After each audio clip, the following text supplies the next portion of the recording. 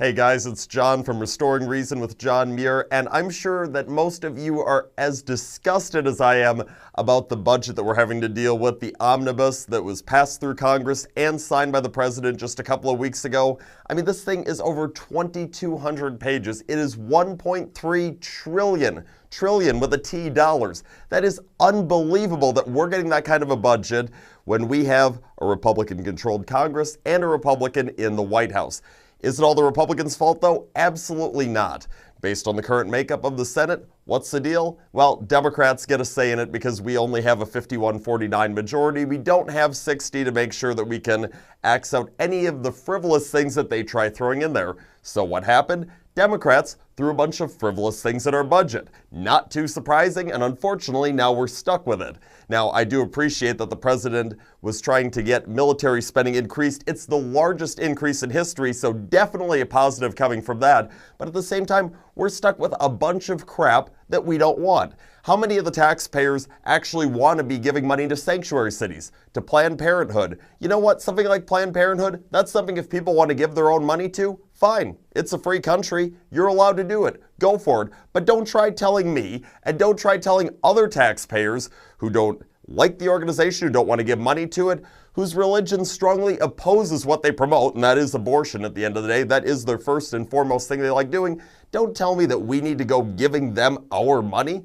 That is a complete load of crap. So you know what? Everything was absolutely terrible about this omnibus deal because Democrats were able to take it hostage. They were able to turn things like the military, things that are common goods. They benefit everybody. This is not a partisan issue.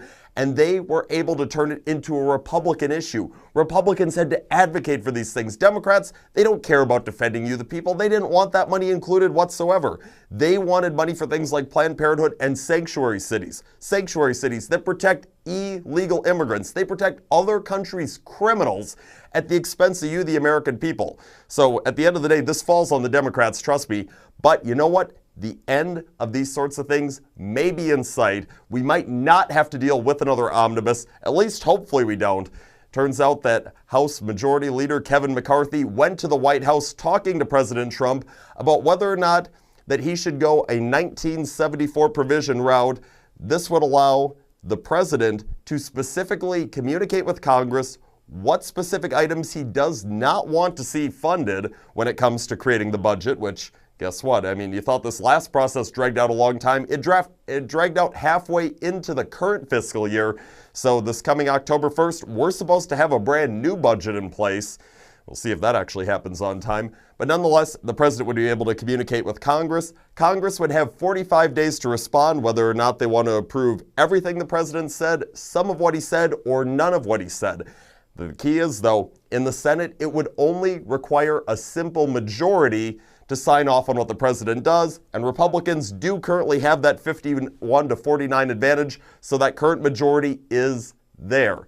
So you know what? I hear all about this. I would love if Congress would be able to go this route with the president because, quite frankly, this is how we keep a bunch of crap you, the American people, don't want, you, the American people, by and large, do not benefit from, out of our budget. Keep our tax dollars from funding these things. It makes it a whole heck of a lot easier if we go this route to try and get a bunch of that pork out of our budget. I sure hope it happens because I am still, to this day, you can probably tell when you hear me on air, you can probably tell right now, I am still quite angered that this omnibus actually passed and is going to be a reality. It can't happen again. It will not happen again. I am confident when the president says it won't happen again that he is telling the truth because he has not let you, the American people, down. He has been a terrific president. He's exceeded the expectations of what we were thinking when we went to vote on November 8th of 2016. Quite frankly, I like this thing's chances of happening. I think it's going to happen, and this is a way to get to the Democrats and keep them from continuing to financially try to ruin this country. So let's keep our fingers crossed, folks. That's everything that I have for now, but each and every day after the program, we're going to be giving you a video sharing my thoughts on something I didn't have a chance to talk about during the program.